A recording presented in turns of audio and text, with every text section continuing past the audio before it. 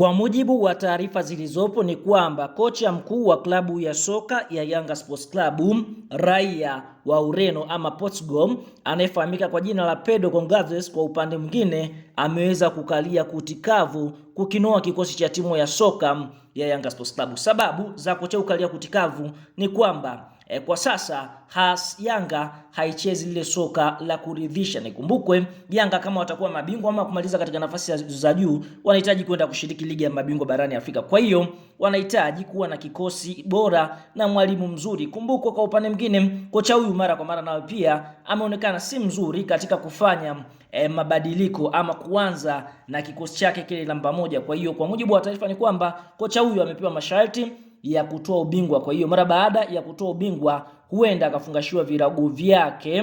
Na ikumbuke vile vile ametoka kupoteza mechi dhidi ya Simba, mechi ya fainali ya Muungano Cup.